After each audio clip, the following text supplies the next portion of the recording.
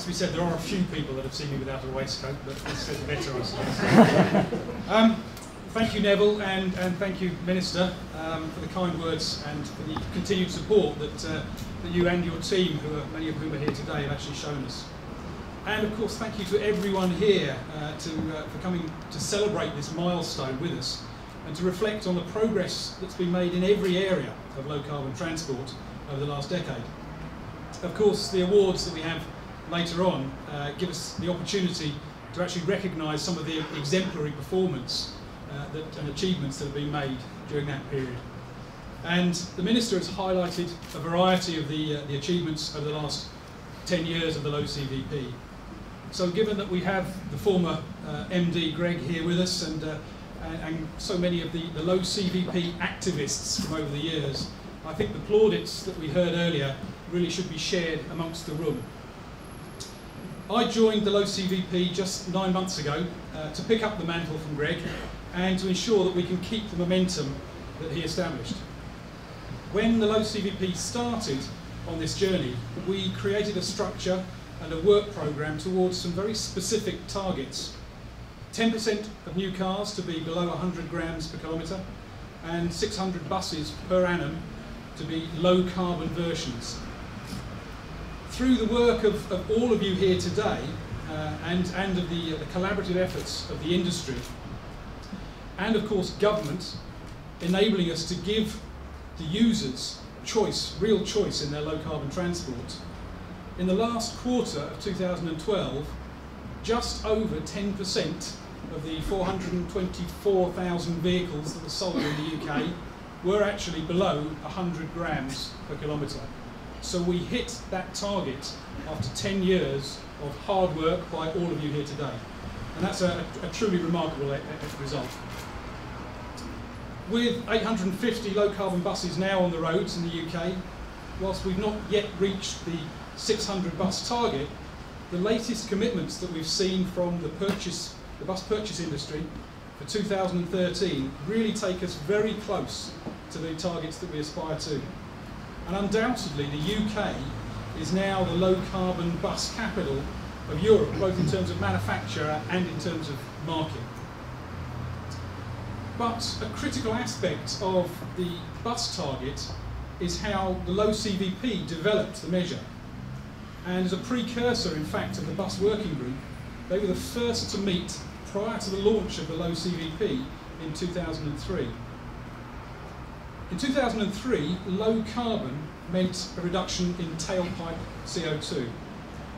But through the members of our bus working group and the engagement of the bus industry, we were able to take a far more holistic view of the greenhouse gas impact from these vehicles. At that point, consideration of well-to-wheel was actually in its infancy, with the first of the JRC reports only being delivered in December of 2003. The bespoke cycle that my colleagues and I at Millbrook developed together with London Transport Buses had actually been established within the industry as a real example of a private-public partnership moving the agenda forward. And we'd also seen the development of techniques for analysing nitrogen dioxide become commercially viable. And it was via the broad membership of the LowCVP that all of these aspects were brought together and the definition of a low carbon emission bus was established as one of the most forward-looking examples of vehicle measurement. This was incorporated into UK policy with consideration of the true greenhouse gas emissions on a well-to-wheel basis over a real-world cycle, and this was the first example of looking beyond tailpipe. The excellent achievements of the car market in driving down CO2 levels of new cars should rightly be applauded, and Norman obviously highlighted that.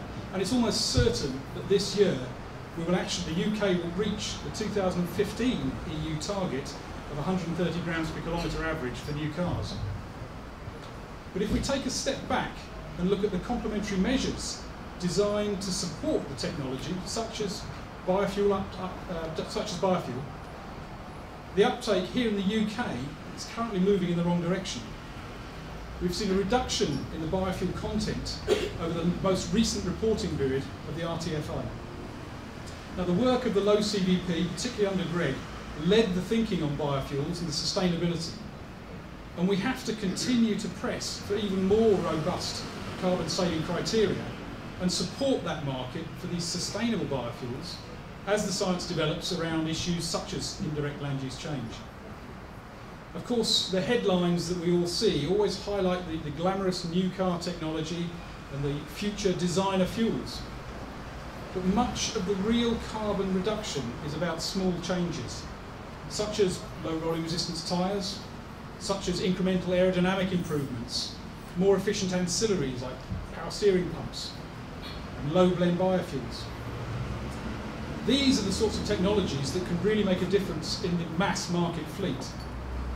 But getting the average consumer, or indeed operator, to actually engage with these can be a tough proposition. And indeed, there are many carbon saving opportunities that aren't necessarily reflected or rewarded within the current assessment process. So as we look forward, we're also taking a wider view in a strategy that I want to call beyond tailpipe. The work that we've conducted here at the LowCVP over the last 2 years, looking at total life cycle impacts, has really challenged some of the perceptions, but it's also informed what we need to do in the next 10 years. The real quality and the value of that work comes from our partnership approach, and it comes from the ability of our members on the steering teams of these projects to study a problem from every aspect and work on the solutions. Over the next year, there are significant opportunities in all areas of our work programme, covering every vehicle category and every energy source. Of course, we will continue to operate across the 3 pillars of our work, working with academia and the research community to understand the needs and identify the opportunities of what is needed, collaborating with the whole industry from SMEs to major global corporations to steer the policies and influence the implementation of lower carbon solutions, and developing the nascent markets with sound data and consumer information, ensuring real carbon savings are embedded into every aspect of future thinking. We'll still continue to work on the detail of every aspect from research and innovation to marketing and operation, while keeping a sharp eye squarely on the big picture.